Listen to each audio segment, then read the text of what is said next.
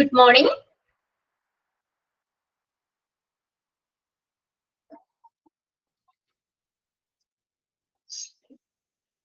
Share ചെയ്തേക്കുന്ന screen okay ആണോ നിങ്ങൾക്ക്?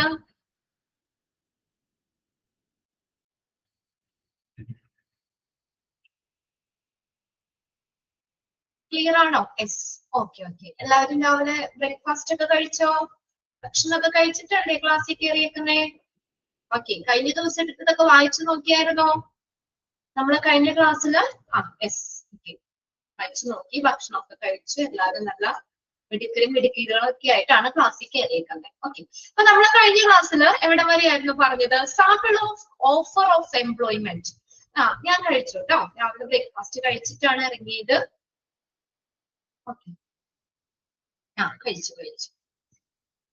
പിന്നെ ഒരുപാട് വിശേഷം ഒന്നും ചോദിക്കാൻ സമയമില്ല, പിള്ളേര് ജോയിൻ ചെയ്തുകൊണ്ടിരിക്കുന്നേ ഉള്ളൂ, അതുകൊണ്ട് ഞാൻ ചോദിച്ചതാണ് കേട്ടോ.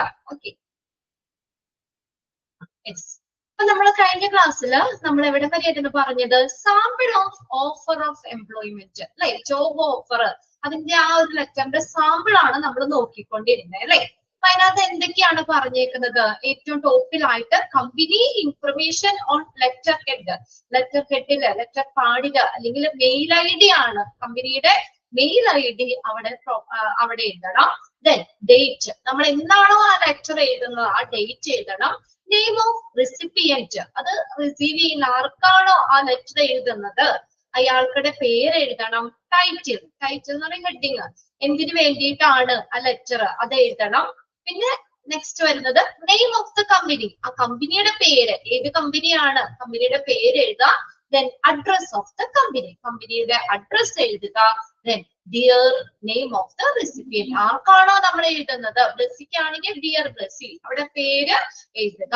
നെയിം ഓഫ് ദ റെസിപ്പിയന്റ്, ആർക്കാണോ നമ്മൾ ആ offer letter, job offer letter എഴുതുന്നത് അയാൾക്കുടെ പേരും എഴുതുക. ഇത്രയല്ലേ നമ്മൾ കഴിഞ്ഞ ക്ലാസ്സിൽ പറഞ്ഞു നിർത്തിയത് അല്ലേ? യെസ്. ഇനി നോക്കിയേ, name of the recipient, dear എന്ന് പറഞ്ഞിട്ട് ആ പേര് എഴുതി. എന്താണ്? It is A matter of great pressure four us to give you an offer of employment at the name of the company. At the name of the company എന്ന് പറഞ്ഞാൽ കമ്പനിയുടെ പേര് ഏതാന്ന് വെച്ചാൽ അവിടെ എഴുതണം നമ്മൾ കേട്ടോ. അപ്പൊ ആ കമ്പനിയുടെ പേരില് ഞങ്ങള് ഈ ഒരു ജോബ് ഓഫർ തരുന്നതിന് ഞങ്ങള് വളരെയധികം സന്തോഷമുണ്ട് എന്നാണ് പറഞ്ഞിരുന്നത്. കമ്പനിയുടെ പേരില്, ആ കമ്പനി ഏതാണോ ഇന്ന കമ്പനിയുടെ പേരില് ജോബ് ഓഫർ നിങ്ങൾക്ക് നൽകുന്നതിന് ഞങ്ങൾക്ക് വളരെയധികം സന്തോഷമുണ്ട്.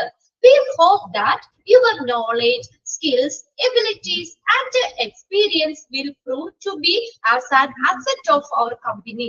ഞങ്ങൾ പ്രതീക്ഷിക്കുകയാണ്. We hope that your knowledge, നിങ്ങളുടെ അറിവ്, കഴിവുകള്, എക്സ്പീരിയൻസ്, ഇതെല്ലാം ഞങ്ങളുടെ കമ്പനിക്ക് ഒരു മുതൽക്കൂട്ടാകുമെന്ന്, ഒരു അസറ്റ് ഒരു മുതൽക്കൂട്ടാവുമെന്ന് ഞങ്ങൾ വിശ്വസിക്കുന്നു.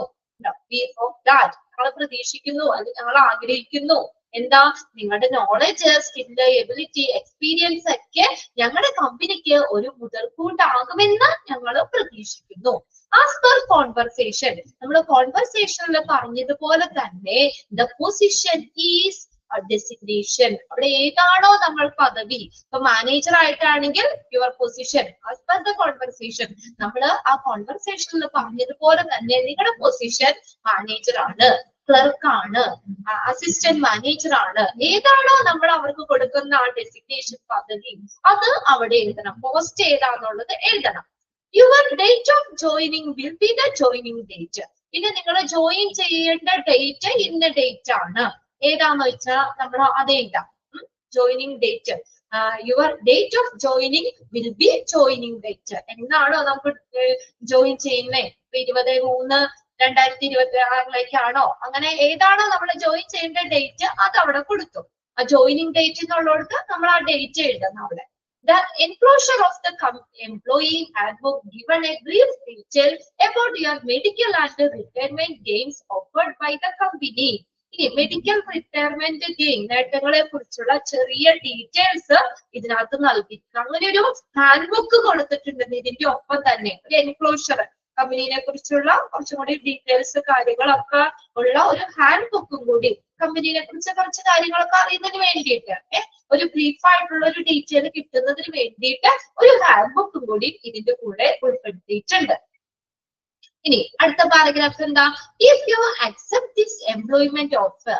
ഇനിയിപ്പോ നമുക്ക് നമുക്ക് വന്ന എംപ്ലോയ്മെന്റ് ഓഫർ നമ്മൾ അക്സെപ്റ്റ് ചെയ്യുകയാണെങ്കിൽ, നമ്മൾ സ്വീകരിക്കുകയാണെങ്കിൽ, ഇനി നമുക്ക് വേണ്ടെങ്കിൽ ഓക്കെ, ഇപ്പൊ നമ്മൾക്ക് അതിന് താല്പര്യമുണ്ട്, ആ ജോലിക്ക് പോകാൻ താല്പര്യമുണ്ട്, നമ്മൾ ആ ഓഫർ ലെറ്റർ അക്സെപ്റ്റ് ചെയ്യുകയാണെങ്കിൽ you have put your signature on the second copy of this particular offer letter. ആ ഓഫർ ലെറ്ററിന്റെ സെക്കൻഡ് കോപ്പിയിൽ അവിടെ സിഗ്നേച്ചർ എന്നുള്ളൊരു സ്പേസ് ഉണ്ട്, അവിടെ നമ്മൾ സൈൻ ചെയ്യണം. നമ്മൾ അത് അക്സെപ്റ്റ് ചെയ്യുകയാണെങ്കിൽ മാത്രം മതി. ഓക്കെ, നമ്മൾ ആ ജോബ് ഓഫർ അക്സെപ്റ്റ് ചെയ്യുവാണെങ്കിൽ നമ്മൾ ആ ഓഫർ ലെറ്ററിന്റെ ആ സെക്കൻഡ് കോപ്പിയിൽ എന്തുണ്ട്, ഒരു സിഗ്നേച്ചർ എന്നുള്ള സ്പേസ് ഉണ്ട്, അവിടെ സൈൻ ചെയ്യണം.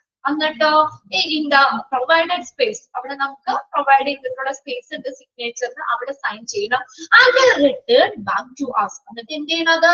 അത് സൈൻ ചെയ്ത് വീട്ടിൽ വെച്ചാൽ മതിയോ? പോരാ, അത് തിരിച്ച് കമ്പനിക്ക് അയച്ചു കൊടുക്കണം. Return back to us for your convenience. നിങ്ങളുടെ സൗകര്യാർത്ഥം.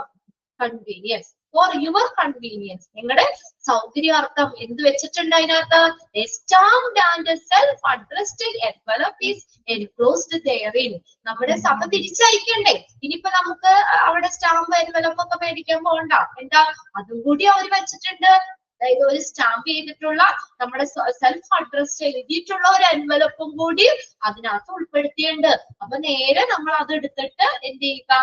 അത് തിരിച്ച് അയച്ചു കൊടുത്താൽ മതി. ക്ലിയർ ആയോ? ഫോർ യുവർ കൺവീനിയൻസ്, നമ്മുടെ സൗകര്യാർത്ഥം. അതിൽ പിന്നെ നമ്മള് സ്റ്റാമ്പ് മേടിക്കാൻ പോണം, എൻവലപ്പ് മേടിക്കാൻ പോണം, ഇതൊക്കെ ബുദ്ധിമുട്ടാ. അപ്പൊ അതുകൊണ്ട് നമുക്കുടെ സൗകര്യാർത്ഥം എന്ത് ചെയ്തിട്ടുണ്ട് company? Stamped and self addressed envelope, self addressed എഴുതിയിട്ടുള്ള എൻവലപ്പ് അതിന്റെ കൂടെ ഉൾപ്പെടുത്തിയിട്ടുണ്ട്. Looking forward to welcoming you as our new employee and working with the name of the company. ഞങ്ങൾ പ്രതീക്ഷയോടുകൂടി ഞങ്ങൾ കാത്തിരിക്കുകയാണ്. അതായത് പുതിയ എംപ്ലോയി ആയിട്ട് നിങ്ങളെ സ്വാഗതം ചെയ്യുന്നതിനും ഞങ്ങളുടെ കൂടെ വർക്ക് ചെയ്യാൻ ആ കമ്പനിയുടെ പേരില്, ഇവിടെ പേര് എഴുതാം, ഇന്ന കമ്പനി, ആ കമ്പനി ഏതാണോ അതില് പുതിയ എംപ്ലോയി ആയിട്ട് നിങ്ങളെ വെൽക്കം ചെയ്യാനും അതുപോലെ തന്നെ കമ്പനിയിൽ വർക്ക് ചെയ്യാനൊക്കെ ഞങ്ങള് നോക്കിയിരിക്കുകയാണ്, നിങ്ങള് പ്രതീക്ഷിച്ചിരിക്കുകയാണ് എന്ന് പറഞ്ഞിട്ട് ലെറ്റർ നിർത്തുന്നു. ആരാണ്? താങ്ക്സ് ആൻഡ് റിഗാർഡ്സ്, നന്ദി ആശംസകളൊക്കെ പറയുന്നു. യുവർ നെയിം, അത് ആർക്കുടെ പേര് എഴുതണം? യുവർ നെയിം എന്ന് പറഞ്ഞാലാ അവിടെ ലെറ്റർ ആരാണോ എഴുതുന്നത്, ആരാണോ ലെറ്റർ എഴുതുന്നത് അയാളുടെ പേര്, ടൈറ്റിൽ, അയാളുടെ പൊസിഷൻ എഴുതണം. എൻക്ലോഷർ, എൻക്ലോഷർ എന്ന് പറഞ്ഞാൽ കത്തിനോടൊപ്പം എന്തൊക്കെ സാധനങ്ങൾ എൻക്ലോസ് ചെയ്യുന്നുണ്ട്, കത്തിനോടൊപ്പം ചേർക്കുന്ന രേഖകളെയാണ് എൻക്ലോഷർ എന്ന് പറയുന്നത്. ഇത്രയും കാര്യങ്ങളാണ് ഒരു ഓഫർ ലെറ്ററിൽ ഉൾപ്പെടുത്തിയിരിക്കുന്നത്. ജസ്റ്റ് ഒന്ന് നോക്കാട്ടോ. ആദ്യം നമ്മൾ പറഞ്ഞാണ് ഓഫർ ലെറ്ററിലെ കണ്ടന്റ് കാര്യങ്ങള് നമ്മൾ നേരത്തെ പറഞ്ഞിട്ടുണ്ട് ഓഫർ ലെറ്ററിലെ.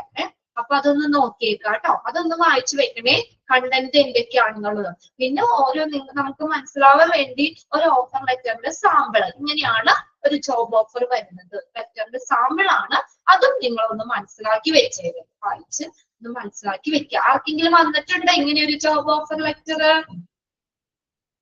വന്നിട്ടുണ്ടോ ആർക്കെങ്കിലും? വന്നിട്ടുണ്ടോ സാന്ദ്ര? എന്നിട്ട് ജോലിക്ക് ജോയിൻ ചെയ്തില്ലേ? എന്ത് ചെയ്തു? ജസ്മിനി, നിങ്ങൾ എന്നിട്ട് എന്ത് ചെയ്തു? എന്താ അതില് നേരെ പോയി പിന്നെ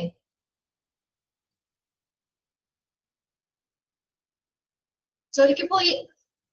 ഇപ്പൊ അല്ല, ബിഫോർ വർക്കിംഗ് ടൈമിൽ. Now not going. Okay okay, ഇപ്പോഴല്ല, നേരത്തെ വന്നിരുന്നു. എന്തായാലും ഇങ്ങനെയൊക്കെ ആയിരിക്കും ഒരു ജോബ്. ഇങ്ങനെയായിരുന്നോ നിങ്ങൾക്ക് വന്ന ഓഫർ ലെറ്റർ? ഈ ഒരു ഫോർമാറ്റിലാണല്ലോ, ആണോ?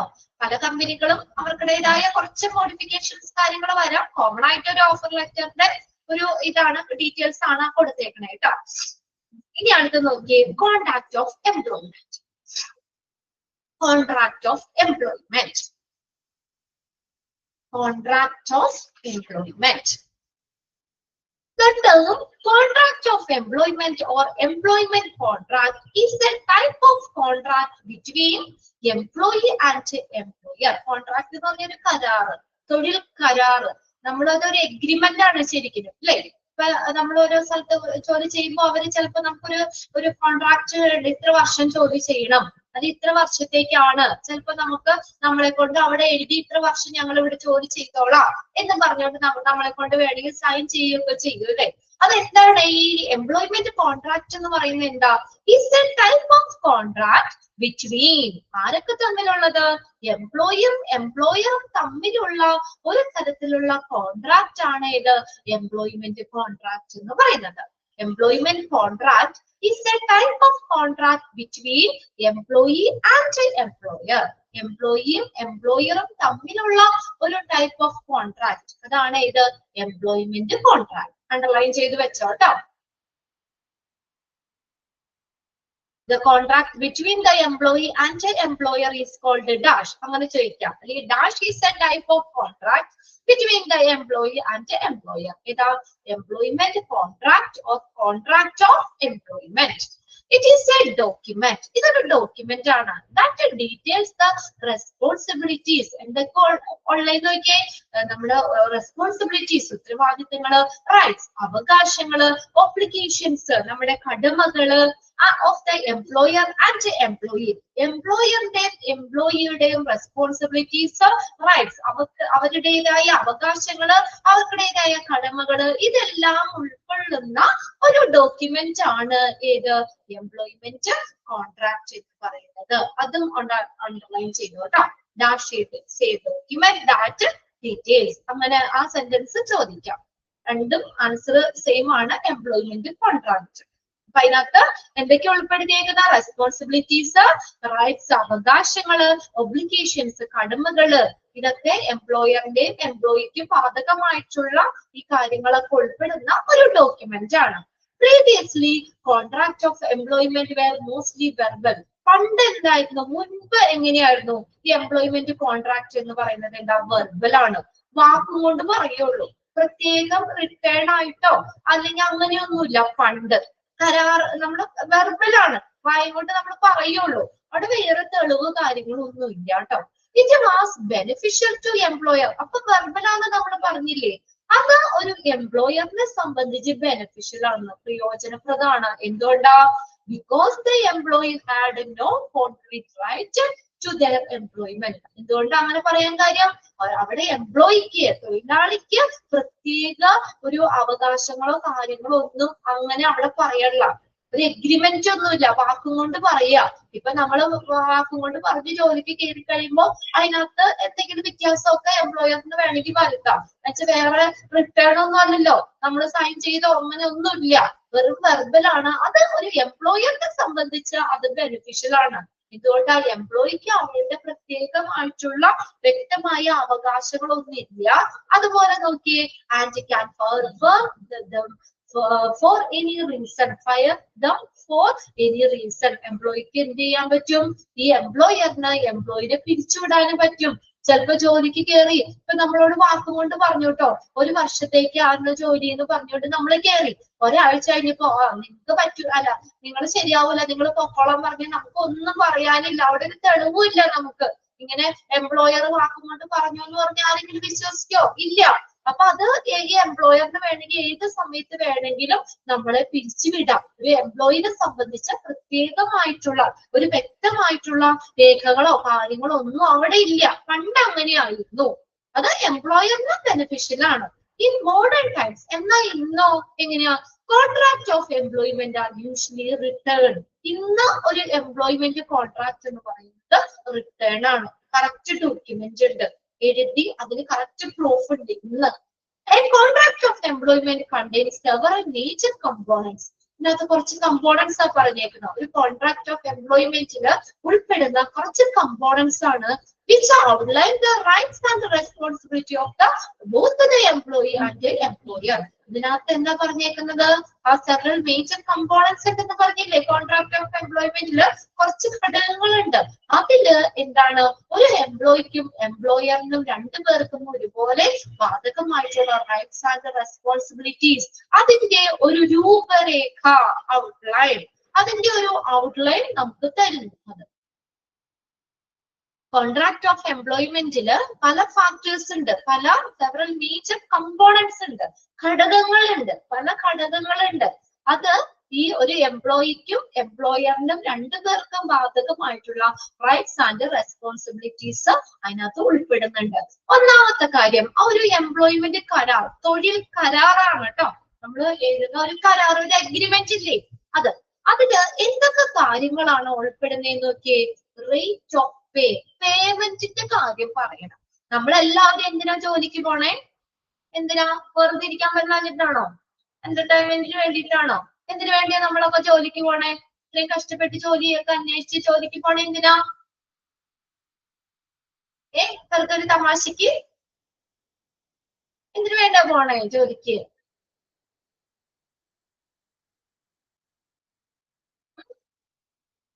ആരും ഒന്നും മിണ്ടാത്തെ? എന്തിനു വേണ്ടിയാ നമ്മളൊക്കെ ജോലിക്ക് പോണേ?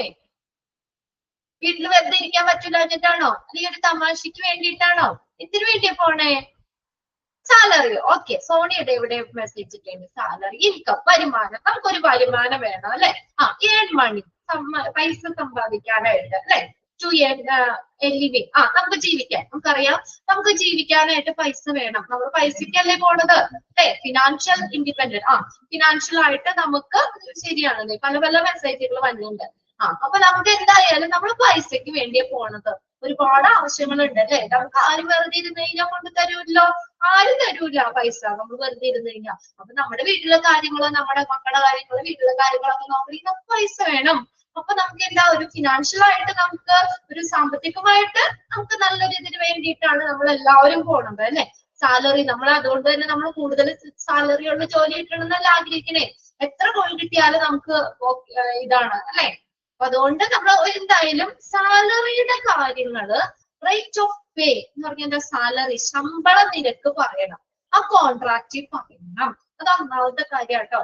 ഒരു എംപ്ലോയ്മെന്റ് കോൺട്രാക്റ്റില് ഉണ്ടായിരിക്കേണ്ട ഒരു കാര്യമാണ് സാലറി.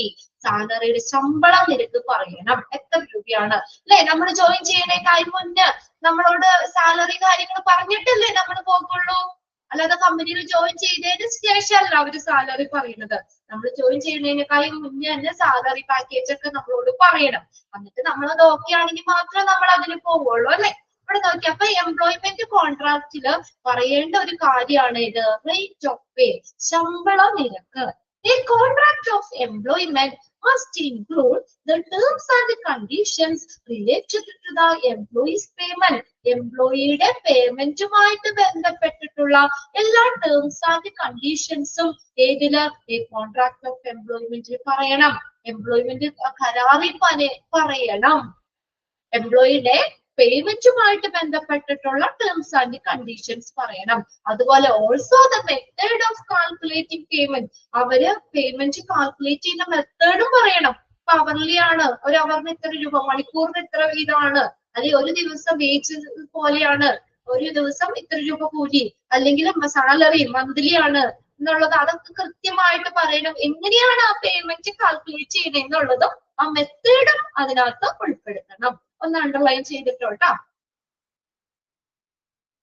എംപ്ലോയിയുടെ പേയ്മെന്റുമായിട്ട് ബന്ധപ്പെട്ടിട്ടുള്ള ടേംസ് ആൻഡ് കണ്ടീഷൻസ് പറയണം. പിന്നെ എന്താണ്, ആ പേയ്മെന്റ് കാൽക്കുലേറ്റ് ചെയ്യുന്ന മെത്തേഡും പറയണം.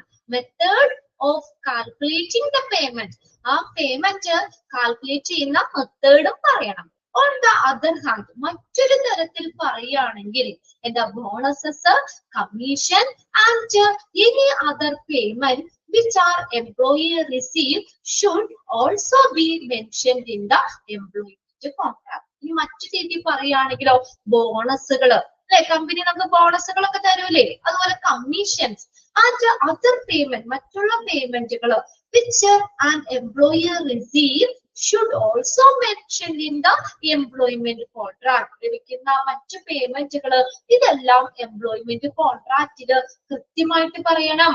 ബോണസുകൾ ഇത്ര, അല്ലെങ്കിൽ ഇപ്പൊ നമുക്ക് അതിനകത്ത് ഒരു വർഷം കൂടുമ്പോൾ നിങ്ങൾക്ക് ഇത്ര രൂപ സാലറിയിൽ ഇൻക്രിമെന്റ് വരുന്നുണ്ട്, ഓണം ക്രിസ്മസ് ഇതൊക്കെ വരുമ്പോൾ നിങ്ങൾക്ക് ബോണസ് വരുന്നുണ്ട് അല്ലെ, കമ്മീഷൻസ് ഉണ്ട്. ഇപ്പൊ ഇങ്ങനെയുള്ള കാര്യങ്ങൾ ആ സാലറിക്ക് പുറമെ നമുക്ക് അല്ലാതെ എംപ്ലോയിക്ക് കിട്ടുന്ന പേയ്മെന്റുകളും എന്ത് ഈ എംപ്ലോയ്മെന്റ് കോൺട്രാക്റ്റിൽ പറയണം. ആ ഒരു പാരഗ്രാഫ് ഫുള്ള് അണ്ടർലൈൻ ചെയ്തോട്ടോ. ക്ലിയർ ആണോ നോക്കിയ റേറ്റ് ഓഫ് പേ?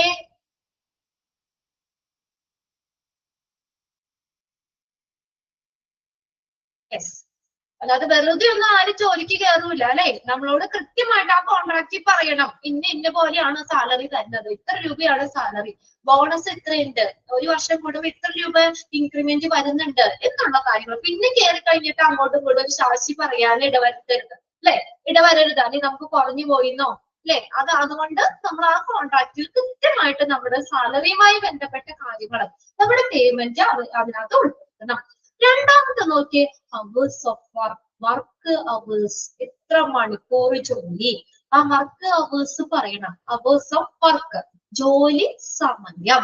രണ്ടാമത്തെ ആണ് കേട്ടോ എംപ്ലോയ്മെന്റ് കോൺട്രാക്റ്റില് ഉള്ള അടുത്തൊരു കമ്പോണന്റ് ആണ് ഇത്, അവേഴ്സ് ഓഫ് വർക്ക്, ജോലി സമയം.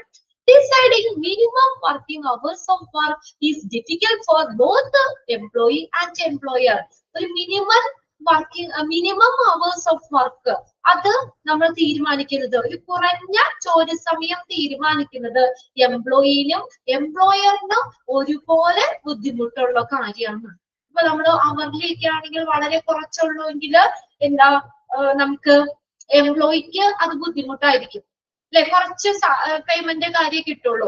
പിന്നെ അതുപോലെ തന്നെ നമ്മൾ ഒരു ദിവസം ഇത്ര കൂലി എന്ന് പറഞ്ഞിട്ട് ഒരു 8 മണിക്കൂറെങ്കിലും വർക്ക് ചെയ്യണം, പക്ഷെ അത് 5 മണിക്കൂറുള്ളൂവെങ്കിൽ അങ്ങനെ വരുമ്പോ 5 മണിക്കൂർ വർക്ക് ചെയ്താലും എന്താ ആ എംപ്ലോയർ ആ ദിവസത്തെ കൂലി മുഴുവനും കൊടുക്കണം. അപ്പൊ അതുകൊണ്ടാണ് മിനിമം ഹവേഴ്സ് ഓഫ് വർക്ക് എന്ന് പറയുന്നത്. കുറഞ്ഞ ജോലി സമയം തീരുമാനിക്കുന്നത് ഒരു എംപ്ലോയിനെയും എംപ്ലോയറിനെയും സംബന്ധിച്ച് എന്താണ്, അത് ബുദ്ധിമുട്ടുള്ള കാര്യം. The employer take the guarantee of the worker that the work is available for those working hours. Employer guarantee നൽകണം. In the worker that the worker is available for those working hours. ആ working hours worker available ആണ്. ആ work എത്ര മണിക്കൂറാണ് working, ഇപ്പൊ 8 മണിക്കൂറാണ് ജോലി, ആ 8 മണിക്കൂറും വർക്കേഴ്സ് അവൈലബിൾ ആണ് എന്നുള്ളത് എംപ്ലോയർ അതിന് ഗ്യാരണ്ടി നൽകണം.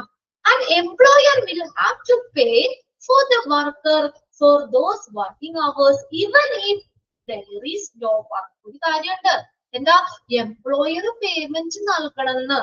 ഫോർ ദ വർക്കേഴ്സിന് എംപ്ലോയർ പേയ്മെന്റ് നൽകണം. എപ്പോഴ്? For those working hours even if there is no work. Work ഇല്ലാത്ത സമയത്തെ വർക്കിംഗ് അവേഴ്സിന് എംപ്ലോയർ പേയ്മെന്റ് കൊടുക്കണം. ഇപ്പൊ അതായത് നമ്മൾ ഒരു ദിവസം ഇത്ര രൂപയാണെന്ന് പറഞ്ഞു, അത് ഒരു 8 മണിക്കൂർ ജോലിയാണ് അവർ ഉദ്ദേശിച്ചത്. പക്ഷെ നമുക്ക് അന്ന് 4 മണിക്കൂറേ ചെയ്യാൻ പറ്റുള്ളൂ, അതിനുള്ള എക്യുപ്മെന്റ്സ് ഉണ്ടായിരുന്നില്ല, അല്ലെങ്കിൽ കറണ്ട് ഉണ്ടായിരുന്നില്ല, അങ്ങനെ എന്തെങ്കിലും കാരണങ്ങൾ കൊണ്ട് ചിലപ്പോ ഈ എംപ്ലോയിക്ക് ആ മൊത്തം ഒരു 8 മണിക്കൂർ പറഞ്ഞ സമയം ജോലി ചെയ്യാൻ പറ്റിയില്ല. അപ്പൊ അങ്ങനെ വന്നാലും എന്ത് ചെയ്യണം, എംപ്ലോയർ ആ വർക്കിംഗ് അവേഴ്സ് വർക്ക് ഇല്ലെങ്കിൽ പോലും ആ വർക്കിംഗ് അവേഴ്സിന് സാലറി കൊടുക്കണം, പേയ്മെന്റ് കൊടുക്കണം. അവർക്കുടെ കുഴപ്പമില്ലല്ലോ. അതാണ്, വർക്ക് ഇല്ലെങ്കിൽ പോലും ആ വർക്കിംഗ് അവേഴ്സില് പേയ്മെന്റ് കൊടുക്കണം. ക്ലിയർ ആയോ നോക്കെ? Employer will have to pay. ആ രണ്ടാമത്തെ സെന്റൻസ് അണ്ടർലൈൻ ചെയ്തിടണം, മൂന്നാമത്തെ സെന്റൻസ് അണ്ടർലൈൻ ചെയ്തിടണം കേട്ടോ. എംപ്ലോയർ പേയ്മെന്റ് നൽകണം. എപ്പോ വർക്ക് ഇല്ലെങ്കിൽ പോലും വർക്കിംഗ് അവേഴ്സിന് പേയ്മെന്റ് എംപ്ലോയർ വഹിക്കേണ്ടി വരും. അല്ലെങ്കിൽ ഒരു എംപ്ലോയിനെ സംബന്ധിച്ച് നമുക്ക് നഷ്ടാവില്ലേ അല്ലെ. അതുകൊണ്ട് having a high number of minimum working hours in a week provide a guaranteed amount of the money to the worker. ഇനി നമ്മൾ ആ മിനിമം വർക്കിംഗ് അവേഴ്സ് കൂടുതലാണെങ്കിലോ ആഴ്ചയില് ഒരാഴ്ചയിൽ എടുക്കാണ്, ആഴ്ചയിലെ മിനിമം വർക്കിംഗ് അവേഴ്സ് കൂടുതലാണെങ്കിൽ അപ്പൊ ഇങ്ങനെ വർക്ക് ഇല്ലാത്തപ്പോഴും വർക്കിംഗ് അവേഴ്സിൽ പേയ്മെന്റ് നൽകണം എന്ന് പറഞ്ഞില്ലേ. അപ്പൊ അങ്ങനെ വരുമ്പോൾ എന്താണ്, ഈ ഒരു ഫിക്സ്ഡ് എമൗണ്ട് ഓഫ് മണി വർക്കറിന് കിട്ടും എന്നുള്ളതിന് ഉറപ്പാണ് അല്ലെ. ഒരു ആ എംപ്ലോയിക്ക് ആ ഒരു വീക്കിലി നമുക്ക് ഒരു നിശ്ചിത എമൗണ്ട് തുക കിട്ടും എന്നുള്ളത് ഉറപ്പാണ്. അതാണ് ഫിക്സ്ഡ് സാലറി ഒക്കെ പറയുന്നത്. അപ്പൊ അവിടെ അതിൽ നിന്ന് കുറഞ്ഞു പോകൂല അല്ലെ. പിന്നെ നമുക്ക് ചെയ്യണ വർക്കിന്റെ അനുസരിച്ച് എക്സ്ട്രാ തരാം. അപ്പൊ ആ വ്യക്തി ഇതിനകത്ത് ഒരു ഫിക്സ്ഡ് സാലറി ഇല്ലേ. അപ്പൊ അവര് ജോലി ചെയ്താലും ചെയ്തില്ലെങ്കിലും മന്ത്ലി ആ സാലറി കൊടുക്കേണ്ടി വരും. ഒരു ഫിക്സ്ഡ് സാലറിയാണ്. അപ്പൊ അത് വർക്കറിന് എന്താണ്, ഒരു നിശ്ചിത തുക കിട്ടും എന്നുള്ളതിന് ഉറപ്പാണത്. If the worker fails to perform the work in those hours, then it reduces the flexibility of the worker and may result in some disciplinary action against them. ഇനി ഈ വർക്കർ ഈ ആ വർക്കിംഗ് അവേഴ്സ് അവർക്ക് പറഞ്ഞിട്ടുള്ള working അവേഴ്സില് അവിടെ അവര് work ചെയ്യുന്നില്ല, അതിന് പരാജയപ്പെടുകയാണെങ്കിൽ, അതല്ലെങ്കിൽ വർക്ക് ചെയ്യുന്നില്ലെങ്കിൽ എന്തുണ്ട്, ആ വർക്കറിനെതിരെ എന്ത് ചെയ്യാൻ പറ്റും, ഒരു ഡിസിപ്ലിനറി ആക്ഷൻ, നമുക്കൊരു നിയമ നടപടികൾക്ക് കാരണം, അയാൾക്കെതിരെ ഒരു അച്ചടക്ക നടപടികൾക്ക് കാരണമാകാം. If the worker fails to perform the working those hours, ആ വർക്കിംഗ് അവേഴ്സില് ഇത്ര വർക്കിംഗ് അവേഴ്സിന് ഇത്ര രൂപ എന്നായിരിക്കും ചിലപ്പോ പേയ്മെന്റ് പറഞ്ഞേക്കണേ. അപ്പൊ ആ സമയത്ത് അയാള് വർക്കില് ഫെയിൽ ആവുകയാണെങ്കിൽ, വർക്കില് പരാജയപ്പെടുക, അല്ലെങ്കിൽ വർക്ക് ഇതില്ലെങ്കിൽ എന്തുണ്ട്, it reduce the flexibility of the worker. ആ വർക്കറിന്റെ ഫ്ലെക്സിബിലിറ്റി കുറയുന്നു.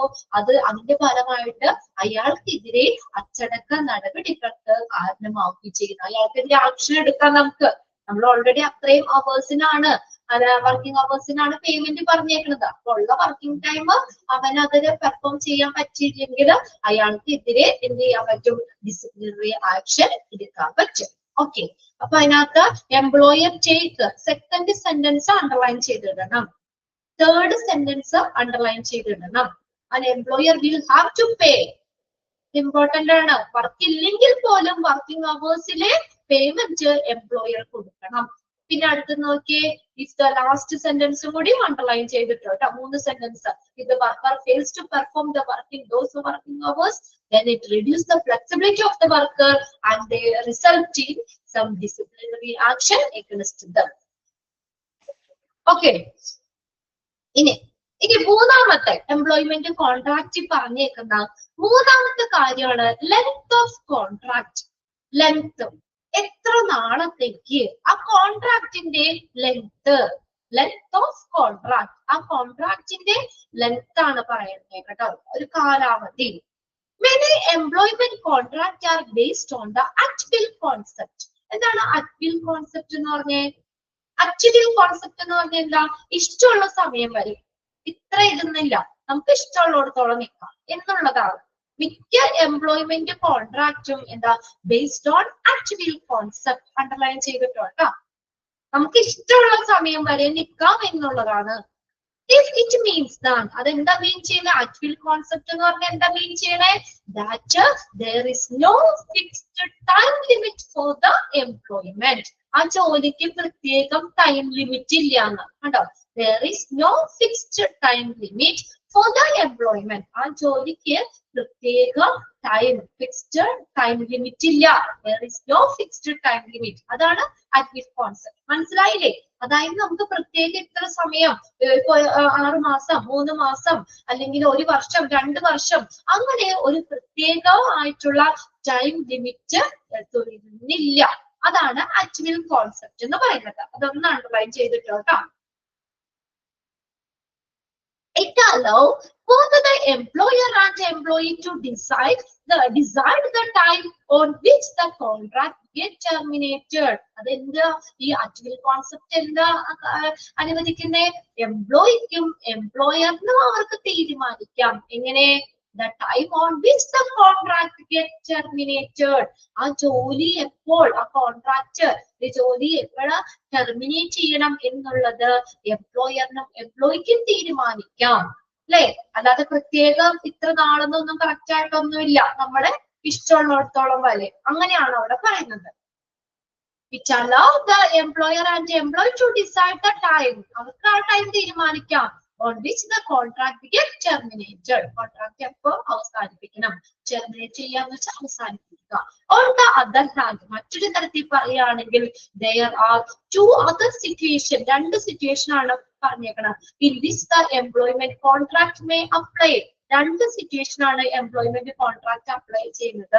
ഒന്നാമത്തെ എന്താണ്, employment may be contractor for only for a limited time period. ഒന്നാമത്തെ കുറച്ച് സമയത്തേക്ക്, ലിമിറ്റഡ് ടൈം പീരീഡിലേക്ക്, അതാണ് ഒന്നാമത്തത്. രണ്ട് സിറ്റുവേഷൻ പറഞ്ഞില്ലേ, എംപ്ലോയ്മെന്റ് കോൺട്രാക്ട് അപ്ലൈ ചെയ്യുന്ന അതിന്റെ രണ്ട് സിറ്റുവേഷൻ ആണ്. ഒന്നാമത്തെ എന്താണ്, for a limited time period, കുറച്ച് സമയത്തേക്ക്. This is common in project driven job. ഒന്ന് അണ്ടർലൈൻ ചെയ്തിട്ടുണ്ട് കേട്ടോ. The project driven job എന്ന് പറഞ്ഞ പ്രൊജക്റ്റുകൾ അതൊക്കെ ഇത്ര ഇതിലേക്കായിരിക്കും. ഒരു ചെറിയ ഒരു കാലാവധിയിലേക്കുള്ള പ്രൊജക്ട്, ഒരു 6 മാസത്തെ പ്രൊജക്ട്, 2 മാസത്തെ പ്രൊജക്ട്, 4 മാസത്തെ പ്രൊജക്ട്, അങ്ങനെ ചെറിയൊരു കാലാവധിയിലേക്കായിരിക്കും അത്. അവിടെ ഒരു ലിമിറ്റഡ് ടൈം പീരീഡ് ഉള്ള കോൺട്രാക്റ്റിന്. സംടൈംസ് രണ്ടാമത്തെ എന്താ, employee are hired for a longer duration, longer ഡ്യൂറേഷനിലേക്ക്, for a period or of 2 years or four more years. കണ്ടോ, രണ്ടോ അതിലധികമോ വർഷങ്ങളോ പറയാം. അതെങ്ങനെയാ, അതെന്ന് പറഞ്ഞാൽ ലോങ്ങർ ഡ്യൂറേഷനിലേക്കാണ് അവരെ നിയമിക്കുന്നത്. അപ്പോ അങ്ങനെ വരുമ്പോൾ അവിടെ 2 മാസം 3 മാസം എന്നുള്ള അവിടെ 2 വർഷം അല്ലെങ്കിൽ അതിൽ കൂടുതൽ 4 വർഷമാകാം, 5 വർഷമാകാം, 6 വർഷമാകാം. അതെന്ന് പറഞ്ഞാൽ ലോങ്ങർ ഡ്യൂറേഷനിലേക്കാണ് നിയമിക്കുന്നതെങ്കിൽ അവിടെ എംപ്ലോയ്മെന്റ് കോൺട്രാക്ട് എന്ന് പറയുന്നത് 2 അതിലധികമോ വർഷങ്ങളാകാം. If the employment of to resign the job, ഈ ഒരു കാര്യമുണ്ട് അവിടെ. ഇനി നമ്മളെ ആ കോൺട്രാക്റ്റിൽ പറഞ്ഞേക്കുന്നത്, ഇപ്പൊ നമ്മൾ 2 വർഷത്തേക്ക് അവിടെ ജോലി ചെയ്യാമെന്നുള്ള ഒരു കോൺട്രാക്ട് എഗ്രിമെന്റിലാണ് നമ്മൾ കയറിയത്. പക്ഷെ ഞാൻ 1 വർഷം ആയപ്പോഴത്തേക്കും ഞാൻ അവിടുന്ന് റിസൈൻ ചെയ്യുകയാണെങ്കിൽ, ജോലി രാജിവെക്കുകയാണെങ്കിൽ എന്ത് ചെയ്യാൻ പറ്റും നമുക്ക്? It may be subject to some civil law action against the employee. നിയമ നടപടി എടുക്കാൻ പാടില്ലേ? 2 വർഷത്തേക്ക് അവിടെ നമ്മൾ എഗ്രിമെന്റ് കൊടുത്താണ്, കരാർ കോൺട്രാക്റ്റിൽ ഞാൻ സൈൻ ചെയ്തതാ. അപ്പൊ 2 വർഷം എനിക്ക് അവിടെ നിന്നേ പറ്റുള്ളൂ അല്ലെ? അതിനു മുന്നേ ഞാൻ അവിടെ നിന്ന് റിസൈൻ ചെയ്യുകയാണെങ്കിൽ എന്റെ എംപ്ലോയിക്കെതിരെ സിവിൽ ലോ ആക്ഷൻ, നിയമ നടപടികൾ എടുക്കാൻ പറ്റും. ക്ലിയർ ആയോ നോക്കിയത്? ആ ലാസ്റ്റ് സെന്റൻസ് കൂടി അണ്ടർലൈൻ ചെയ്തിട്ടോ കേട്ടോ. If the employee opted to resign the job, ആ സെന്റൻസ് നമ്മൾ ആ കോൺട്രാക്റ്റിൽ പറഞ്ഞേക്കുന്ന കാലാവധി തീരുന്നതിന് മുന്നേ ആ ജോലിയിൽ നിന്ന് നമ്മൾ റിസൈൻ ചെയ്യുകയാണെങ്കിൽ നമുക്കെതിരെ നിയമ നടപടി എടുക്കാം. ക്ലിയർ ആണോ? നോക്കട്ടെ.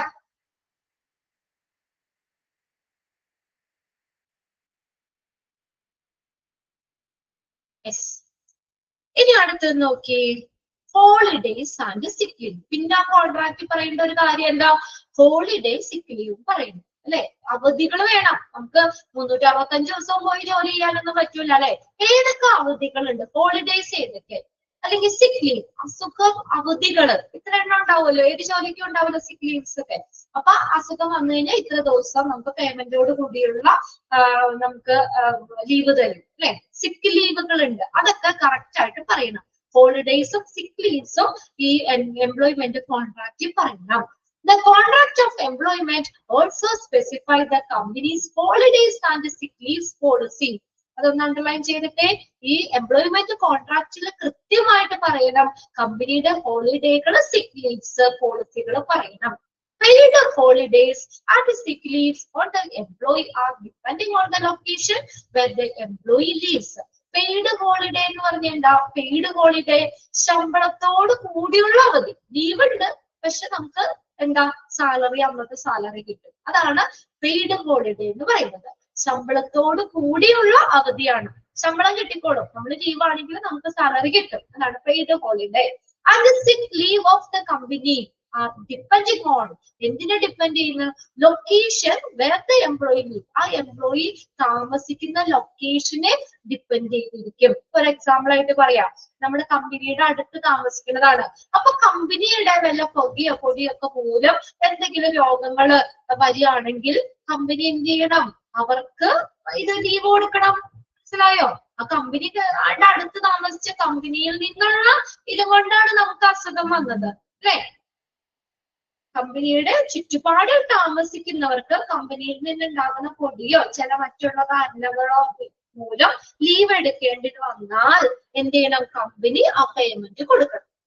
കമ്പനി അല്ലാതെ അസുഖം വന്നതല്ലല്ലോ, കമ്പനിയിൽ നിന്നുള്ള ഇത് കൊണ്ടാ. അല്ലെ ഇപ്പൊ കമ്പനിയിൽ വർക്ക് ചെയ്യുമ്പോഴാണെങ്കിലും കമ്പനിയിൽ നിന്ന് എന്തെങ്കിലും അതുകൊണ്ട് നമുക്ക് അസുഖമൊക്കെ വരികയാണെങ്കിൽ എന്താണ്?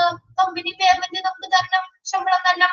കമ്പനിയിൽ വർക്ക് ചെയ്തോണ്ടിരുന്നപ്പോൾ അവിടെ നിന്ന് അല്ലെങ്കിൽ അങ്ങനെ എന്തെങ്കിലും ഇത് വരുവാണെങ്കിലും കമ്പനി പേയ്മെന്റ് നൽകണം. ഇനി അടുത്ത നോക്കിയേ, the employer is free to increase the employees leaves. പിന്നെ എംപ്ലോയറിന് എന്ത് ചെയ്യാൻ പറഞ്ഞു? എംപ്ലോയിയുടെ ലീവ് ഇൻക്രീസ് ചെയ്യാം. അതിനുള്ള സ്വാതന്ത്ര്യമുണ്ട്. ഇപ്പൊ എത്ര ദിവസം? 2 ദിവസം വേണോ? 3 ദിവസം വേണോ? ആ ലീവ് കുറച്ചും കൂടി ഇപ്പൊ അസുഖത്തിനെ ബേസ് ചെയ്തിട്ട് വേണമെങ്കിൽ ലീവ് കുറച്ചും കൂടി എക്സ്റ്റെൻഡ് ചെയ്ത് കൊടുക്കണോ? അത് എംപ്ലോയറിന് സ്വാതന്ത്ര്യമുണ്ട്. The employee leave increase ചെയ്യാൻ, വർദ്ധിപ്പിക്കാൻ. The employer can do this if he wants. അവരുടെ ആവശ്യത്തിനനുസരിച്ച് എംപ്ലോയറിന് ആ ലീവ് കാര്യങ്ങൾ ചെയ്യാൻ പറ്റും. The procedure for requesting the holiday and sick leaves should also be mentioned in the employment contract. ഇനി എന്താ? ഇനി അതിന്റെ പ്രൊസീജിയർ വെറുതെ നമുക്ക് തരില്ല. അതിന് വല്ല ലെറ്റർ ഒക്കെ നമ്മൾ എഴുതി കൊടുക്കേണ്ടൊക്കെ വരും, അല്ലേ? ആ requesting the holiday sick leave, ഹോളിഡേസും സിക്ക് ലീവ്സും ഒക്കെ റിക്വസ്റ്റ് ചെയ്യുന്നതിനുള്ള പ്രൊസീജിയറും ഏതില്? എംപ്ലോയ്മെന്റ് കോൺട്രാക്റ്റില് പറഞ്ഞിരിക്കണം. അതും കൂടി ഒന്ന് അണ്ടർലൈൻ ചെയ്തിട്ടോ കേട്ടോ.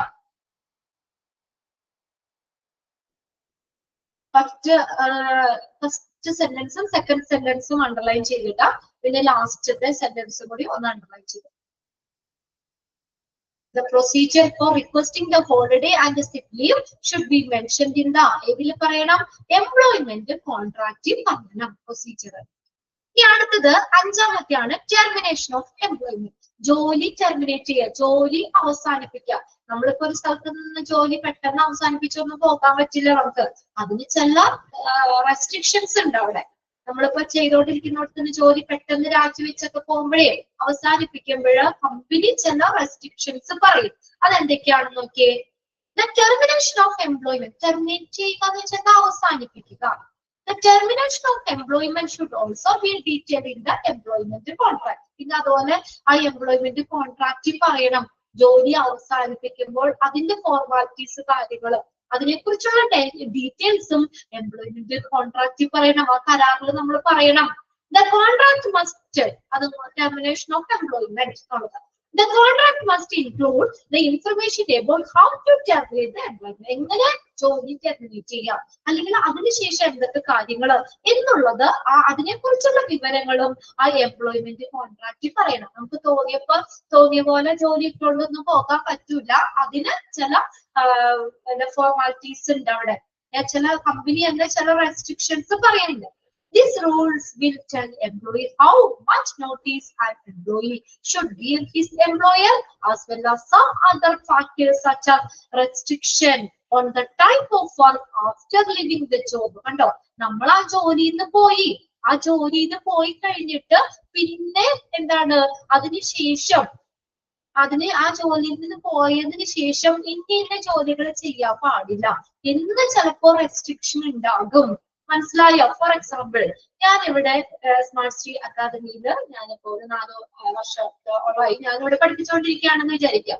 പെട്ടെന്ന് ഞാൻ ജോലി ഇവിടെ നിന്ന് ടെർമിനേറ്റ് ചെയ്ത് പോവാണ്. അപ്പോ എന്താ പറയാ, ഇവിടെ നിന്ന് ഈ നമ്മുടെ കമ്പനിയിൽ നിന്ന് ചില ഇതുപോലെ തന്നെ കോൺട്രാക്ട് റെസ്ട്രിക്ഷൻസ് കാര്യങ്ങൾ പറയും. ഇപ്പൊ ഞാൻ ഇവിടെ നിന്ന് ജോലി വേണ്ടാന്ന് വെച്ചിട്ട് ഞാൻ പോയി കഴിഞ്ഞ് നമ്മുടെ കോമ്പറ്റീറ്റേഴ്സ് ഉണ്ടാവില്ലേ, ചിലപ്പോ ഇതുപോലെ സ്ഥാപനം വേറെ ഇല്ല, അതൊക്കെയാണ്. എങ്കിൽ പോലും നമ്മുടെ ഇതുപോലെ എന്തെങ്കിലും എഡ്യൂക്കേഷൻ ഒക്കെ കൊടുക്കുന്ന അങ്ങനെ വലിയ ഇൻസ്റ്റിറ്റ്യൂട്ടുകൾ ഉണ്ടാവും. അവിടെ ഞാൻ പോയി കഴിഞ്ഞു കഴിഞ്ഞാലോ എന്ത് പറ്റും? ഇവിടത്തെ എന്താ ഇവിടെ ക്ഷീണാവും അല്ലെ? ഇത്രയും നാള് ഞാൻ വർക്ക് ചെയ്ത് നമ്മുടെ കാര്യങ്ങളൊക്കെ കറക്റ്റ് ആയിട്ട് അറിയാം നമുക്ക്. ഇങ്ങനെയൊക്കെയാണ് ഓരോ കാര്യങ്ങൾ നമ്മൾ ചെയ്യണേന്നും ഇവിടുത്തെ ചില സ്ട്രാറ്റജീസ് ഉണ്ടാവുമല്ലോ, അതൊക്കെ ഓൾറെഡി എനിക്ക് അറിയാം. അപ്പൊ ഞാൻ വേറെ സ്ഥലത്ത് പോയി അവിടെ പറഞ്ഞു കൊടുക്കുകയാണെങ്കിലോ അങ്ങനെ പറ്റുമോ? അപ്പൊ അതുകൊണ്ട് ഇത്ര നാളത്തേക്ക് ചിലപ്പോ ഇങ്ങനെയുള്ള ജോലികളിൽ കയറാൻ പാടില്ല, ചിലപ്പോ അങ്ങനെ പറയാം നമ്മുടെ കമ്പനി. മനസ്സിലായോ? അതായത് ഇന്ന ടൈപ്പ് വർക്ക് നമ്മൾ കുറച്ച് നാളത്തേക്ക് ചെയ്യാൻ പാടില്ല, അങ്ങനെയൊക്കെ പല, അതൊരു കമ്പനീനെ ബേസ് ചെയ്തിരിക്കും. അങ്ങനെ പല റെസ്ട്രിക്ഷൻസ് ഒക്കെ പറയാം. എന്തുകൊണ്ടാണ് അങ്ങനെ പറയുന്നത്? എന്തുകൊണ്ടാ നമ്മുടെ സ്ട്രാറ്റജി അല്ലെ, നമ്മുടെ ഒരു ജോലിയുടെ ഒരു സെക്യൂരിറ്റി അത് ഇതാവില്ലേ? കമ്പനിയുടെ ട്രേഡ് സീക്രട്ടുകളുണ്ട്, അത് പ്രൊട്ടക്ട് ചെയ്യുന്നതിന് വേണ്ടിയാ, അത് വേറെ ആർക്കും ഷെയർ ചെയ്യാൻ പാടില്ല. Okay, many organization will get employee to sign a document. കണ്ടോ, അതിനെന്ത് ചെയ്യും? ആ ഡോക്യുമെന്റിൽ എംപ്ലോയിനെ കൊണ്ട് sign ചെയ്യിക്കും, which restrict the employee to work with the competitors immediately after leaving the job. ഈ ജോലിയിൽ നിന്ന് പോയ ഉടനെ തന്നെ ഇതുപോലെയുള്ള സ്ഥാപനങ്ങളിൽ ജോലി ചെയ്യാൻ പാടില്ല, അതിന് നിയന്ത്രണമുണ്ട്. അങ്ങനെ ഒരു ഡോക്യുമെന്റിൽ ചിലപ്പോ എംപ്ലോയിനെ കൊണ്ട് പല ഓർഗനൈസേഷൻസും സൈൻ ചെയ്യിക്കും. അല്ലെങ്കിൽ പിന്നെ ഇവരുടെ സീക്രട്ട് മുഴുവൻ അവിടെ പോയി നമ്മൾ പറഞ്ഞു കൊടുക്കൂലേ അല്ലെ? അതുകൊണ്ട് okay, this helps. എന്തിനു സഹായിക്കുന്നു? Protecting the trade secrets of the company. നമ്മുടെ കമ്പനിയിലെ ട്രേഡ് സീക്രട്ട് ഉണ്ടാവും, അതിനെ സംരക്ഷിക്കുന്നതിന് വേണ്ടിയിട്ട്. ഓക്കെ, ക്ലിയർ ആയോ നോക്കി? അതിനകത്ത് അണ്ടർലൈൻ ചെയ്യേണ്ടത് ഒന്നാമത്തെ സെന്റൻസ് അണ്ടർലൈൻ ചെയ്തിടാം.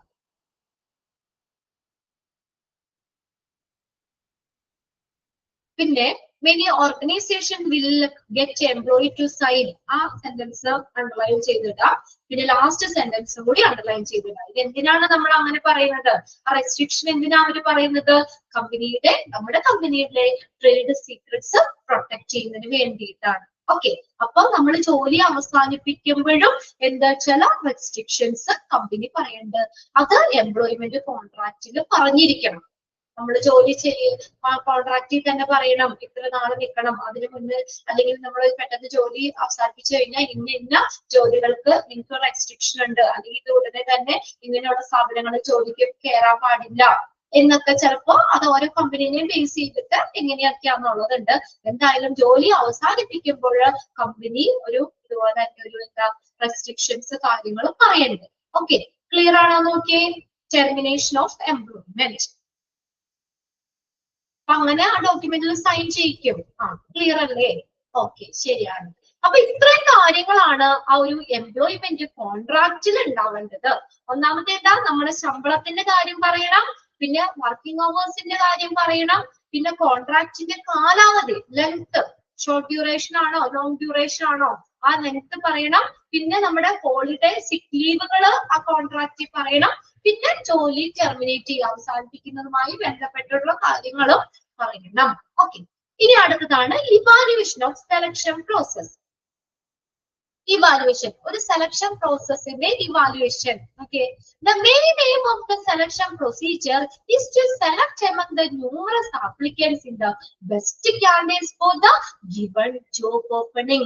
സെലക്ഷൻ നിങ്ങൾ പഠിച്ചില്ലേ? ഇത് മിസ് അവിടെ നിങ്ങൾക്ക് എടുത്തല്ലോ, റിക്രൂട്ട്മെന്റ് കഴിഞ്ഞിട്ട് അടുത്ത സെലക്ഷൻ ആയിരുന്നു അല്ലെ? സെലക്ഷന്റെ മെയിൻ എയിം എന്താണ് സെലക്ഷൻ എന്ന് പറഞ്ഞാൽ എന്താ? കുറെ ആപ്ലിക്കൻസ് ഉണ്ടാവും അല്ലെ? ആ ആപ്ലിക്കൻസിൽ നിന്ന് നമ്മൾ എന്ത് ചെയ്യും?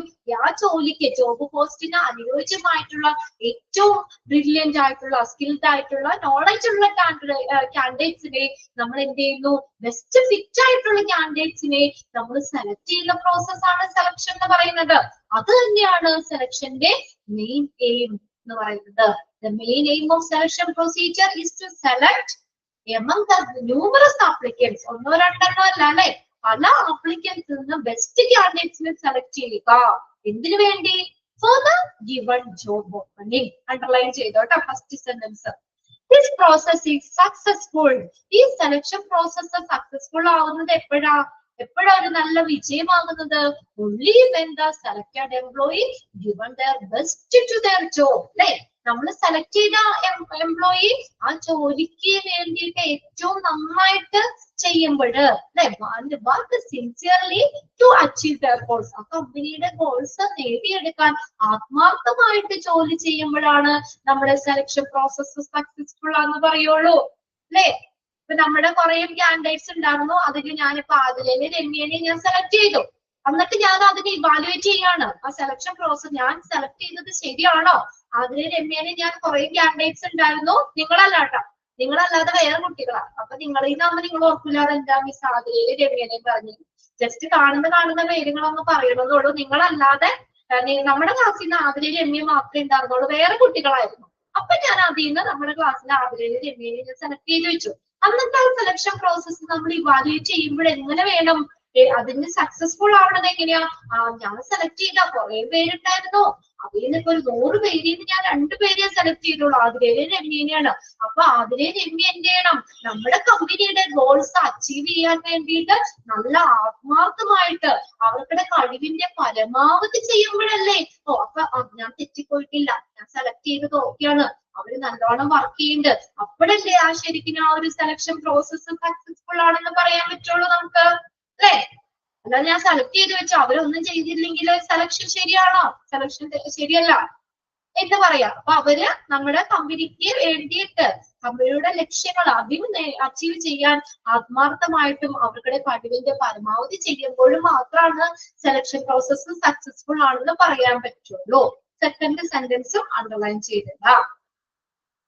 The effectiveness of the selection process should be assessed from time to time. ഇനി ആ സെലക്ഷൻ പ്രോസസ്സിന്റെ ഫലപ്രാപ്തി നമ്മൾ കാലാകാലങ്ങളിൽ ടൈം ടു ടൈം പല സമയങ്ങളിലൊക്കെ കാലാകാലങ്ങളിൽ അത് വിലയിരുത്തുന്നു. Dale S. Beach recommend that the selection procedure should be audited regularly to measure its effectiveness.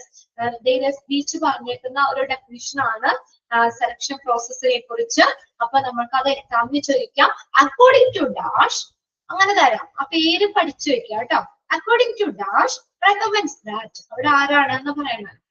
That the selection procedure should be. ഇപ്പൊ Dale S. Beach എന്താ പറഞ്ഞിരിക്കുന്നത്? സെലക്ഷൻ പ്രൊസീജിയർ എന്ന് പറഞ്ഞെങ്കിൽ should be audited regularly. പതിവായിട്ട് audit ചെയ്യണം. എന്തിനു വേണ്ടി? To measure its effectiveness. അതിന്റെ ഫലപ്രാപ്തി മെഷർ ചെയ്യാനായിട്ട് സെലക്ഷൻ പ്രൊസീജിയർ റെഗുലർ ആയിട്ട് ഓഡിറ്റ് ചെയ്യണം. ഓഡിറ്റ് ചെയ്യണതല്ല, ഓഡിറ്റിംഗ് എന്തിനാ?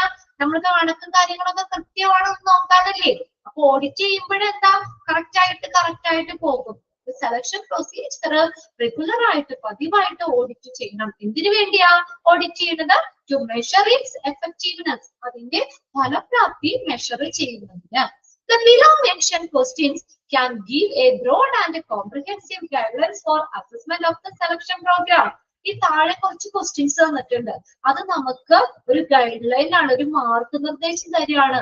എന്തിനു വേണ്ടിയിട്ട്? For the assessment of the selection program. ഒരു സെലക്ഷൻ പ്രോഗ്രാമിന്റെ അസസ്മെന്റ്, അതിന്റെ വിലയിരുത്തുന്നതിന് ഒരു സമഗ്രമായിട്ടുള്ള ഒരു ഔട്ട്ലൈൻ, അതിന്റെ ഒരു വിശാലമായിട്ടുള്ള ഒരു ഔട്ട്ലൈൻ നമുക്ക് ഈ താഴെ പറയുന്ന ക്വസ്റ്റ്യൻസ് നമുക്ക് തരുക. ഇത് എക്സാമിന് ഇതിൽ നിന്നൊന്നും ചോദിക്കാറില്ല കേട്ടോ. കുറച്ച് ക്വസ്റ്റ്യൻസ് ആണ് നമുക്കൊന്ന് അസസ് ചെയ്യുമ്പോൾ അത് കുറച്ചും കൂടി സെലക്ഷൻ പ്രോസസ് പ്രോഗ്രാമിന്റെ അസസ്മെന്റ്, അതിന്റെ ആ ഫലപ്രാപ്തി നമ്മൾ ഒന്നുകൂടി മെച്ചപ്പെടുത്താൻ വേണ്ടിയിട്ട് ഉള്ള ക്വസ്റ്റ്യൻസ് ആണിത്. ഈ കുറച്ച് ക്വസ്റ്റ്യൻസ് തന്നിട്ടുണ്ട്. ഒരു കോംപ്രിഹെൻസീവ് സെലക്ഷൻ പ്രോസസ്സിന്റെ വിലയിരുത്തലിന്റെ വിശാലവും സമഗ്രമായിട്ടുള്ള ഒരു മാർഗനിർദ്ദേശം നൽകും. എന്ത്? ഈ പറഞ്ഞിരിക്കുന്ന ക്വസ്റ്റ്യൻസ് അതിന് ഹെൽപ്പ് ചെയ്യുന്നത്. ഒന്നാമത്തെ നോക്കിയേ, analysis of the programme. Programme analyse ചെയ്യുന്നത്, അതുമായിട്ട് ബന്ധപ്പെട്ട കുറച്ച് ക്വസ്റ്റ്യൻസ് ആണ് ഇവിടെ കൊടുത്തേക്കുന്നത് കേട്ടോ. Analysis of the programme. Programme എന്ന് പറഞ്ഞാൽ ഏത് പ്രോഗ്രാമാ? Selection programme. Analysis of the selection programme analyse ചെയ്യുന്നത്. Human resource management theory and practices are in line with the selection program or not. എന്താ പറഞ്ഞേക്കണേ? ഹ്യൂമൻ റിസോഴ്സ് മാനേജ്മെന്റ് തിയറിയും അതിന്റെ പ്രാക്ടീസും ഈ line with പൊരുത്തപ്പെടുന്നുണ്ടോ? Selection പ്രോഗ്രാമുമായിട്ട് പൊരുത്തപ്പെടുന്നുണ്ടോ ഇല്ലയോ? Human resource management തിയറിയും പ്രാക്ടീസും ഏത് selection പ്രോഗ്രാമുമായിട്ട് പൊരുത്തപ്പെടുന്നുണ്ടോ അതോ അല്ലയോ? Human resource theory ഒക്കെ അനുസരിച്ച് തന്നെയാണോ സെലക്ഷൻ പ്രോഗ്രാം നമ്മൾ നടത്തുന്നത്? ഉണ്ടോ? അതിന്റെ ഒരു അസസ്മെന്റിന് സഹായിക്കുന്ന ക്വസ്റ്റ്യൻ ആണത്. ക്വസ്റ്റ്യൻ ആയിട്ട് തന്നെയാണ് നമ്മളോട് ചോദിച്ചേക്കണേ. അത് സെലക്ഷൻ പ്രോഗ്രാമിന്റെ പൊരുത്തപ്പെടുന്നുണ്ടോ ഇല്ലയോ? രണ്ടാമത് നോക്കിയേ, whether the policy of selection are clearly stated in the proper process is created or not. ഇനി അടുത്ത് നോക്കിയേ, whether the policy of selection are clearly stated. വ്യക്തമായിട്ട് പോളിസി, സെലക്ഷന്റെ പോളിസി നയങ്ങള് പ്രസ്താവിച്ചിട്ടുണ്ടോ? ആൻഡ് എ പ്രോപ്പർ പ്രോസസ്, ഒരു പ്രോപ്പർ ആയിട്ടുള്ള selection process സൃഷ്ടിച്ചിട്ടുണ്ടോ ഇല്ലയോ? ക്രിയേറ്റഡ് ഓർ നോ, ക്രിയേറ്റ് ചെയ്തിട്ടുണ്ടോ ഇല്ലയോ? ആ സെലക്ഷൻ പോളിസികളെ വ്യക്തമായിട്ട് പ്രസ്താവിക്കുകയും അതനുസരിച്ച് ഈ സെലക്ഷൻ പ്രോസസ്സ് സൃഷ്ടിച്ചിട്ടുണ്ടോ, അതേപോലെ ആ സെലക്ഷൻ പ്രോസസ്സ് ക്രിയേറ്റ് ചെയ്തിട്ടുണ്ടോ ഇല്ലയോ? Are the employment and public policy at par with each other or not? ആ തൊഴിലും പബ്ലിക് പോളിസിയും തുല്യമാണോ അതെയോ അല്ലയോ? പരസ്പരം തുല്യമാണോ അല്ലയോ? Are the wage level, wage എന്ന് പറഞ്ഞാൽ എന്താ? കൂലി. Are the wage levels, employee benefit and the degree of satisfaction in employee within the organization good enough? അതും enough ആണോ, മതിയായതാണോ? To be able to attract and sustain the good employee. നല്ല എംപ്ലോയിനെ attract ചെയ്ത് ആകർഷിക്കുന്നതിനും അവരെ നിലനിർത്തുന്നതിനും പര്യാപ്തമാണോ എന്ത് വേജ് ലെവല്? അതിനനുസരിച്ചാണോ? എംപ്ലോയി ഇവിടെ നിലനിർത്തണമെങ്കിൽ അതിനനുസരിച്ചുള്ള കൂലി കൊടുക്കണം. എംപ്ലോയിയുടെ ബെനിഫിറ്റ് അതിനനുസരിച്ചായിരിക്കണം. അവരുടെ സംതൃപ്തി, degree of satisfaction of employee within the organisation, അത് ആവശ്യത്തിന് ഉണ്ടോ? ഗുഡ് ഇനഫ് ആണോ? എന്തിനു വേണ്ടി? To able to attract and sustain good employee. നല്ല എംപ്ലോയിനെ അട്രാക്ട് കമ്പനിയിലേക്ക് ആകർഷിക്കുന്നതിനും അവരെ സസ്റ്റെയിൻ നിലനിർത്തുന്നതിനും ഒക്കെ ആണോ? ഇനി അടുത്തത് നോക്കിയ രണ്ടാമത്തെ എന്താ? Are the program and procedure properly communicated to all those people who are concerned and influenced by them? എല്ലാ പ്രോഗ്രാമും പോളിസികളും പ്രോപ്പർ ആയിട്ട് കമ്മ്യൂണിക്കേറ്റ് ചെയ്തിട്ടുണ്ടോ എന്ന് ആളുകളോട് അറിയിക്കുന്നുണ്ടോ? എവിടെ? who are concerned and influenced by, അതിന് സ്വാധീനം ചെലുത്തുന്ന, അതിന് ആശങ്കയുള്ള എല്ലാ ആളുകളെയും ആ പ്രോഗ്രാം പ്രൊസീജിയർ ഇതെല്ലാം അവരോട് നല്ല രീതിയിൽ കമ്മ്യൂണിക്കേറ്റ് ചെയ്തിട്ടുണ്ടോ? പ്രോപ്പർ ആയിട്ട് വ്യക്തമായിട്ട് അവരോട് കമ്മ്യൂണിക്കേറ്റ് ചെയ്തിട്ടുണ്ടോ? അടുത്ത് നോക്കിയേ, how effective is in the implementation of the program? എത്രത്തോളം എഫക്റ്റീവ് ആണ് പരിപാടിയുടെ നടത്തിപ്പ്? എത്രത്തോളം ഫലപ്രദമാണ്? Is the implementation of the program. ആ സെലക്ഷൻ പ്രോഗ്രാം ഇംപ്ലിമെന്റ് ചെയ്യുന്നത്, അതിന്റെ ഇംപ്ലിമെന്റേഷൻ എത്രത്തോളം ഫലപ്രദമാണ്? അതിന്റെ താഴെ ആ സെലക്ഷൻ പ്രോഗ്രാമിന്റെ എഫക്റ്റീവ്നെസ്, അതുമായി ബന്ധപ്പെട്ട 3 ക്വസ്റ്റ്യൻസും കൂടിയാണ് അവിടെ പറഞ്ഞേക്കുന്നത്. Are the people executing the employment programme properly trained to do so? എന്താ പറഞ്ഞേക്കുന്നേ? Employment programme, employment selection programme proper ആയിട്ട് നിർവഹിക്കുന്നതിന്, എക്സിക്യൂട്ട് ചെയ്യാന്ന് വെച്ചാൽ എന്താ? നിർവഹിക്കുന്നതിന് അതിന് അവർക്ക് പ്രോപ്പർ ആയിട്ട് ട്രെയിൻഡ് ആയിട്ടുള്ളവരാണോ? പരിശീലനം ലഭിച്ചവരാണോ അല്ലയോ? ഉണ്ടോ? അവർക്ക് ശരിയായ പരിശീലനം ലഭിച്ചിട്ടുണ്ടോ? അത് നടത്തുന്ന ആളുകൾക്ക്. എക്സിക്യൂട്ട് ചെയ്യാന്ന് വെച്ചാൽ പെർഫോം ചെയ്യുക, നിർവഹിക്കുക. ഒരു എംപ്ലോയ്മെന്റ് പ്രോഗ്രാം, സെലക്ഷൻ പ്രോഗ്രാം നിർവഹിക്കുന്ന ആളുകൾക്ക് പ്രോപ്പർ ആയിട്ട് ട്രെയിനിങ് ലഭിച്ചിട്ടുണ്ടോ? അതൊരു ക്വസ്റ്റ്യൻ ആണ്. അപ്പൊ അതിപ്പോ അത് സെലക്ഷൻ പ്രോഗ്രാമിനെ വിലയിരുത്തലിന് നമുക്ക് സഹായമാകും. അപ്പൊ അതിനകത്തൊരു ഇങ്ങനെ വിലയിരുത്തുന്നുണ്ടോ എന്ന് ചോദിക്കുമ്പോ നമ്മൾ ഓക്കെ, അവര് ട്രെയിൻഡ് ആണ് അല്ലേ? അങ്ങനെ ഒരു ആൻസറാണ് നമുക്ക് അവിടെ കിട്ടുന്നത്. പിന്നെ നോക്കിയേ, ആ പോളിസി ആൻഡ് പ്രൊസീജിയർ, രണ്ടാമത്തെ നോക്കിയേ, is the actual performance of the program at par തുല്യമാണോ? വിത്ത് സെറ്റ് ടാർഗറ്റ്, നമ്മൾ സെറ്റ് ചെയ്തിട്ടുള്ള ലക്ഷ്യങ്ങള് അതിന് അനുസൃതമായിട്ടുള്ള ആണോ യഥാർത്ഥത്തിലുള്ള പെർഫോമൻസ്? സെലക്ഷൻ പ്രോഗ്രാമിന്റെ പെർഫോമൻസ് തുല്യമാണോ? വിത്ത് സെറ്റ് ടാർഗറ്റ്, നമ്മുടെ ലക്ഷ്യം അതിന് തുല്യമാണോ? Are the policy and procedure guidelines created and used? Policy procedure guidelines സൃഷ്ടിച്ചിട്ടുണ്ടോ അതോ ഉപയോഗിക്കുന്നുണ്ടോ? എല്ലാ selection policy procedure guidelines എന്ന് വെച്ചാൽ മാർഗനിർദ്ദേശങ്ങള് അത് ക്രിയേറ്റ് ചെയ്തിട്ടുണ്ടോ? അത് ആൻഡ് യൂസ്ഡ് ഉപയോഗിക്കുന്നുണ്ടോ? ഇത് നിങ്ങൾ ഈ ക്വസ്റ്റ്യനിലൊന്നും എക്സാമിന് ക്വസ്റ്റ്യൻ ചോദിക്കില്ല കേട്ടോ. ക്വസ്റ്റ്യന്റെ ഉള്ളിൽ നിന്നൊന്നുമില്ല. ഇത് ജസ്റ്റ് ഒന്ന് പ്രോഗ്രാമിനെ അസസ് ചെയ്യാൻ നമുക്ക് സഹായിക്കുന്ന കുറച്ച് മാർഗനിർദ്ദേശങ്ങളാണ് ഈ കൊടുത്തേക്കുന്നത്. ക്വസ്റ്റ്യൻ പോലെ ഞാനൊന്ന് വായിച്ച് ഇങ്ങനെ വിടുന്നേ ഉള്ളൂ കേട്ടോ. ഇതിനൊന്നും എക്സാമിന് അങ്ങനെ ചോദിക്കാറില്ല.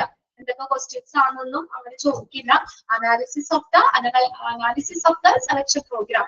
സെലക്ഷൻ പ്രോഗ്രാമിന്റെ അനലൈസ് ചെയ്യുമ്പോൾ അതിന് ഹെൽപ്പ് ചെയ്യുന്ന കുറച്ച് ഗൈഡ് ലൈൻസ് ആണ് ഈ കൊടുത്തേക്കുന്നത്.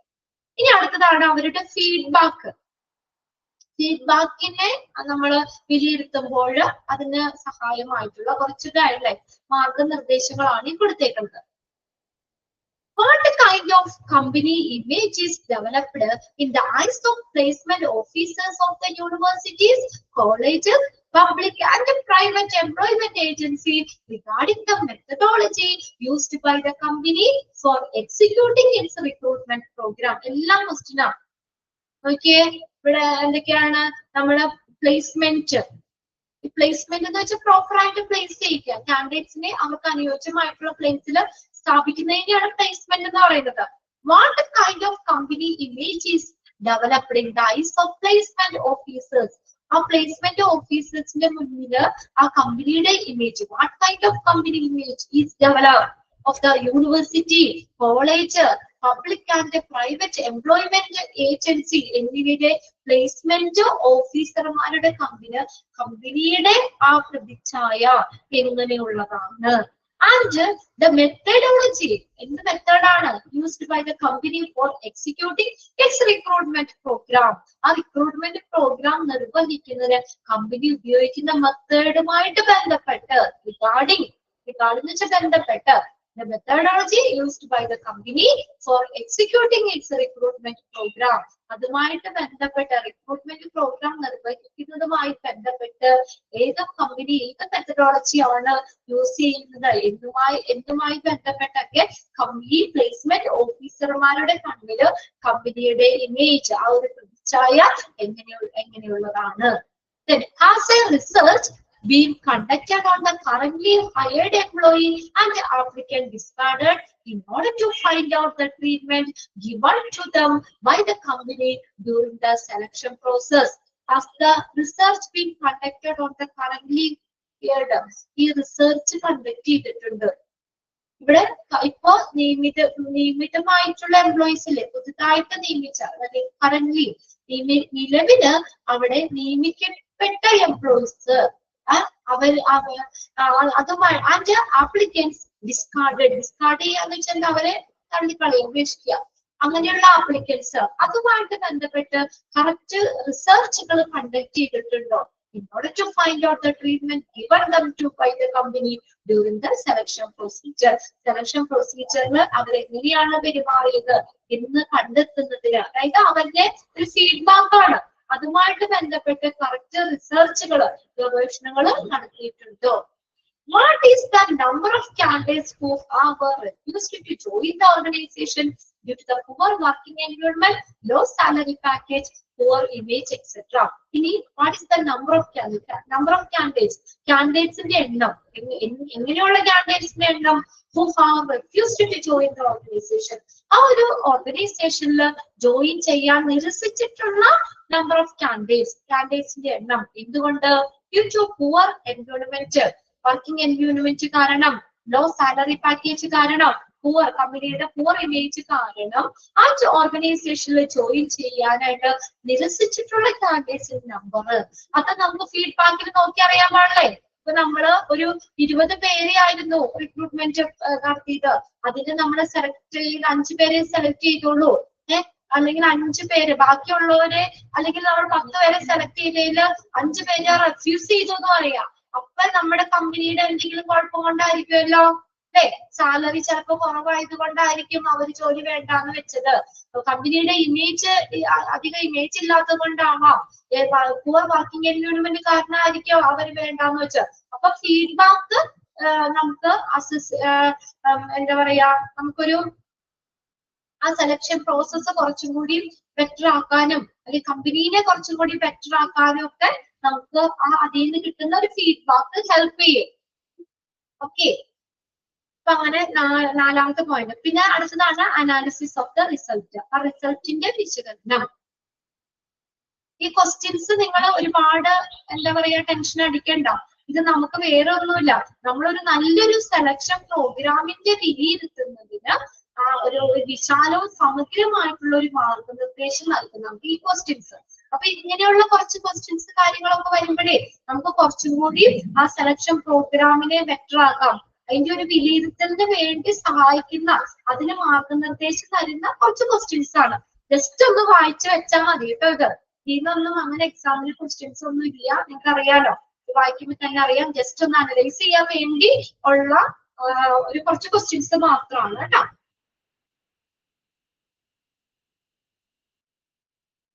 ഓക്കെ, ബാക്കിയിട്ട് എല്ലാം നമുക്ക് അടുത്ത ക്ലാസ്സിൽ നോക്കാം. ഫീഡ്ബാക്ക്, ഇത് ഫീഡ്ബാക്കിലും കുറച്ച് ക്വസ്റ്റ്യൻസ് ഫീഡ്ബാക്കുമായിട്ട് ബന്ധപ്പെട്ട് ഫീഡ്ബാക്ക് നമ്മൾ പറഞ്ഞു അല്ലെ. ഇനി അടുത്തത് ഏതാണ്? അനാലിസിസ് ഓഫ് റിസൾട്ട് അല്ലേ. അത് നമുക്ക് അടുത്ത ക്ലാസ്സിൽ നോക്കാം. അവിടെ കുറച്ച് ക്വസ്റ്റ്യൻ ഉള്ളൂ. പിന്നെ ഇതൊക്കെ ഇമ്പോർട്ടന്റ് ആണ്. ബാരിയേഴ്സ്, സെലക്ഷന്റെ തടസ്സങ്ങൾ എന്താണ്, പിന്നെ ഡിഫറൻസ് ആണ്. റിക്രൂട്ട്മെന്റും സെലക്ഷനും തമ്മിലുള്ള ഡിഫറൻസ്. ഈ ടേബിളും വളരെ ഇമ്പോർട്ടന്റ് ആണ്. ഇതിലും എക്സാമിന് നമുക്ക് ചോദിക്കാറുണ്ട്. ഇനിയുള്ള 2 സെക്ഷനും ഇമ്പോർട്ടന്റ് ആണ്. അത് നമുക്ക് അടുത്ത ക്ലാസ്സിൽ നോക്കാം കേട്ടോ. പിന്നെ അത് കഴിഞ്ഞ് പുതിയ ടോപ്പിക്കിലേക്ക് നമ്മൾ കടക്കുകയാണ്. ഓക്കെ, ബാക്കി നമുക്ക് അടുത്ത ക്ലാസ്സിൽ നോക്കാം. അപ്പൊ ഇന്ന് എടുത്ത അത്രയും നമ്മൾ ഒന്ന് വായിച്ചു വെച്ചേക്കാം കേട്ടോ. ഒരുപാടൊന്നും എടുത്തിട്ടില്ല. കോൺട്രാക്ട് ഓഫ് എംപ്ലോയ്മെന്റിൽ എന്തൊക്കെ കമ്പോണൻസ് ആണ് ഉള്ളത്, പിന്നെ ആ ഫോം, ആ ഓഫർ ലെറ്ററിന്റെ ഫോമാണ് പറഞ്ഞത്. ഓക്കെ, ബാക്കി നമുക്ക് അടുത്ത ക്ലാസ്സിൽ നോക്കാം കേട്ടോ. Thank you.